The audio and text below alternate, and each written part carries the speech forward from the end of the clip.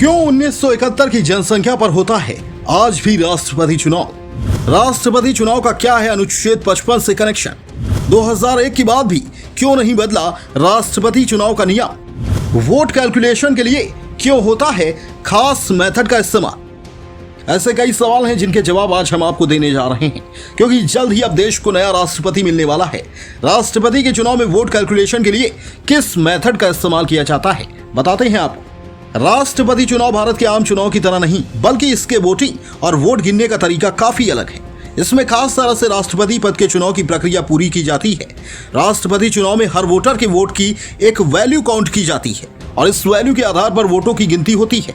यह वोटों की वैल्यू जनसंख्या के आधार पर निकलती है, लेकिन हैरानी की बात यह है कि वोट वैल्यू निकालने में जिस जनसंख्या का इस्तेमाल किया जाता है वो आज की या 2011 की जनसंख्या नहीं है, बल्कि ये जनसंख्या 1971 की है और उसके आधार पर ही वोट वैल्यू निकाली जाती है। और इसके लिए 1971 की जनसंख्या का इस्तेमाल ही क्यों किया जाता है, चलिए जानते हैं। बता दें कि जनसंख्या नियंत्रण को साल 1976 में संविधान में शामिल किया गया था और माना जा रहा था कि इससे जनसंख्या पर नियंत्रण आने लगा था। इसके बाद राज्य की जनसंख्या कम होने से सांसद और विधायकों के वोट वैल्यू कम हो रही थी। इसके बाद एक संशोधन लाया गया और इसमें यह तय किया गया कि वोट वैल्यू की 1971 के हिसाब से ही की जाएगी। साथ ही यह कभी कहा जाता है कि इमरजेंसी के दौरान दक्षिण भारत उठ रही आवाजों को शांत करने के लिए इंदिरा गांधी ने 1976 में संविधान में 42वां संशोधन कर दिया और इस 42वें संशोधन को मिनी संविधान कहा जाता है। इस दौरान इंदिरा गांधी सरकार की ओर से राष्ट्रपति चुनाव के लिए बदलाव किया गया था कि जनसंख्या नियंत्रण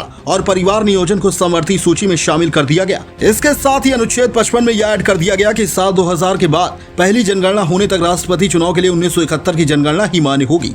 इसमें यह भी कहा गया था कि जब तक इस साल 2000 के बाद में कोई नई जनगणना का डेटा नहीं आ जाता है, तब तक 1971 की जनसंख्या को आधार माना गया।